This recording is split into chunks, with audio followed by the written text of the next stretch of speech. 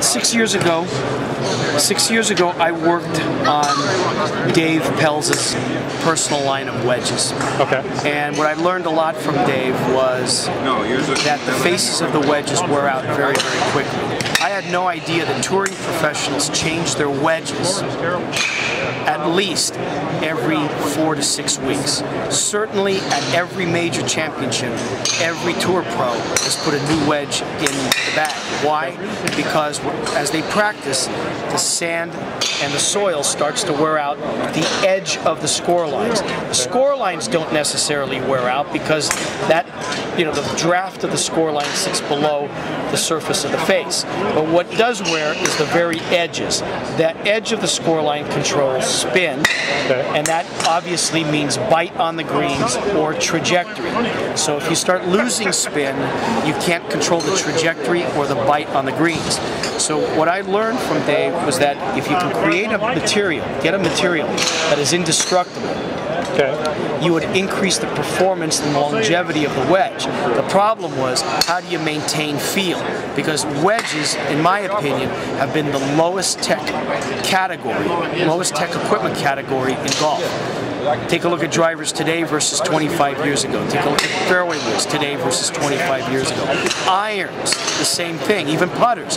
But if you grab a wedge from today and you go back 25, 30 years, they're basically all soft cast stainless or forged from carbon steel, and the only thing that's high-tech now is they mill the score lines in. Otherwise, it's the same product, and that just doesn't make sense to me. So I don't enter into a category unless I feel I can improve the category. So what we did is, instead of using a soft metal, because that really works against you, we use this real tough material in the face that's heat-treated, and then we press it into the head using a 3M bonding structure.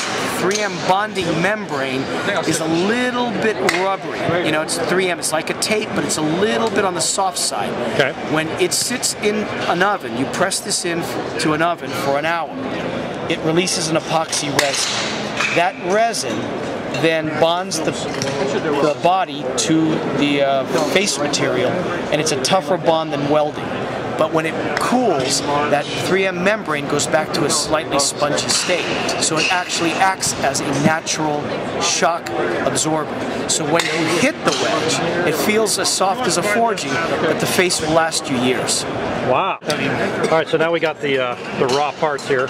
Now we got the raw parts. And so in essence, what we've got is the body that is cast. It's a cast body out of stainless 302. Very soft stainless steel. But we use that only for the body and only to really absorb the shock, help absorb the shock, and also to allow people to bend the neck. So if they want it a little stronger or more upright, it's very easy to do.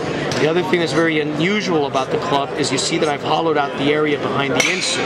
I could remove weight there, and it allowed me to make the muscle a lot deeper and thicker, so you can lower the CG on the club. Lowering the CG meant the ball got a little bit higher. If the ball can go up 10, 15 feet higher than a normal wedge, that means it's going to land a lot softer. That also makes it a little more perimeter weighted too, correct? That's correct. It's almost like a perimeter weighted wedge, but with a very classic look. Because everything that I do for Bobby Jones has to be traditional, classic, elegant, but it's got to have all the design and features and benefits of all the high-tech clubs. Right, with a name like Bobby Jones, how could you not be classic? That's right. That's my man. I got to do that. That's right. Like I say, Tony, it's against my religion to make ugly clubs. So then what we do is, here's the piece of the 3M membrane that we use. It's made by 3M. It's kind of a rubberized. It's like, kind of like a plastic type of double tape. It's a plastic double tape. So I hope you can edit this. It's like a plastic type of double tape that goes on here, and then the face insert that's been machined and heat treated is pressed into the club. It's pressed in, held in for an hour at about 150 degrees. The membrane releases an epoxy resin that then creates the bond that's tougher than welding. Does the epoxy actually go into those grooves? No. Nope. It just always stays within the membrane. It's in the double tape. It just softens up a bit, but it creates the bond. Then what happens is the face material then is backed by this membrane that absorbs the shock. So that's how we. And I noticed with the actual face, you've got your score lines, but then it's also milled as well. That's right, because it wouldn't do us any good just to mill the score lines in. Gee, the edge of the score line wears, doesn't wear out. What's very important is the texture on the face.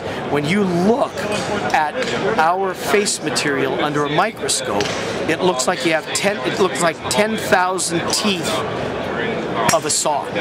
It looks just like saw teeth all the way across, very symmetrical.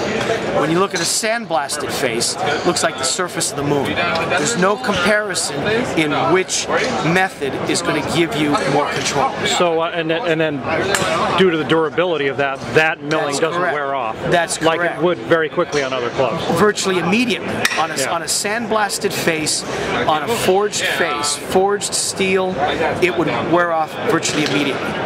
Virtually immediately. That's why the guys on the tour change the wedges every 4 or 5 weeks and before every major, and guys like Phil and VJ, it's virtually every other week. Obviously they get their clubs for free. The average guy's got to pay for them. So, and the other thing is that's interesting that Dave and I felt was ironic is that the National Golf Foundation comes out with a statistic that I think the average handicap has dropped 1.5 strokes or 2 strokes in the last 25 years. Has it even dropped that much? Yeah, it has. 1.5 strokes. And that's with 20 or something. With graphite, 25 years. So you've got all these large titanium drivers. There's no question people are hitting the ball further.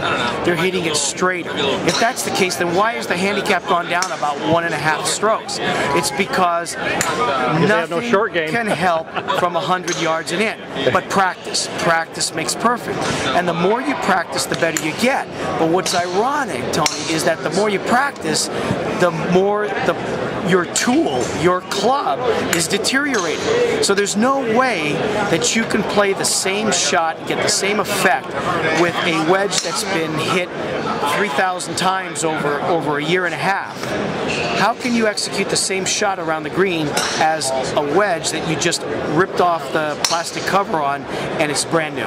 You can't do it. Even though you've practiced a lot, you can't execute the shot the same way.